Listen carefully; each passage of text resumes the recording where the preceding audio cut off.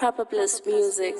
Come from what state? Masaja tuliwa, just got yagajo, signara runi. Saigo watiwa, ni mwana mdiki andenge nini.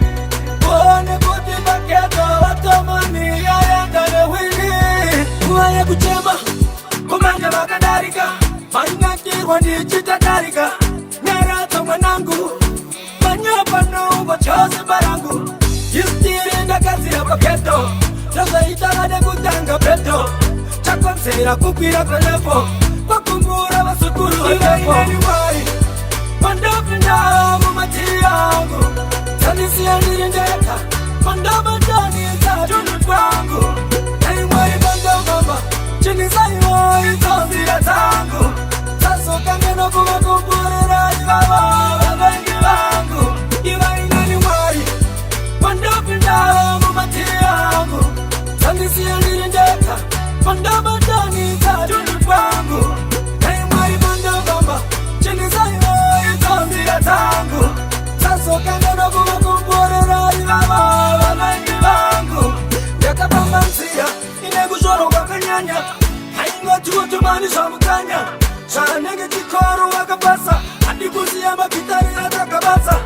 Anjina kuraza tario, mwari makandi papa papiro. Unasaitika pakitu zamari, onchi seti ayandana mimi jime mwari. Makamuta rasaro makapamchongo keini ya ponda apero. Saka hamungani siye, muri pecho baba inini andina pie.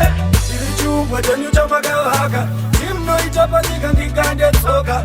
Tajira ikunze kweto kwendoka, bambani mwari ndisa. Iwa inini mwari, pandopinda mumati yangu. Salisi ya nirindeka, pandopatani tatunu kwangu. Hey mwari pandopamba, chini saiwa itozira tangu. Saso kangano kumakumborera ibaba, wabangi wangu. Iwa inini mwari, pandopinda mumati yangu. Salisi ya nirindeka, pandopatani tatunu kwangu. Hey mwari pandopamba, chini saiwa itozira tangu. Saso kangano kumakumborera ibaba, wabangi wangu. Saigo watiwa, ni mwana mdiki nenge nini. Kuhone kuti baketo, watomani ya yangane wini. Kuhaya kuchema, kumanja makadarika. Manyaki wandi chitadarika. Nerato manangu, manyapano wachozi barangu. Yustiri ndakazi ya paketo, Rosa itagade kutanga peto. Chakonsera kukwira kalepo, wakumbura wasukuru watepo.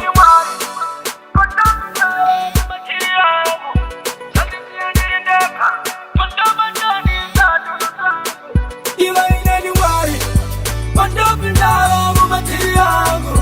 Salisi ya nirindeka, pandopatani tatunu kwangu.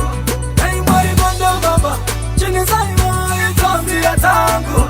Saso kangano kumakumborera ibaba, wabangi wangu. Iwa inani mwari, pandopinda mumati yangu. Salisi ya nirindeka, pandopatani tatunu kwangu.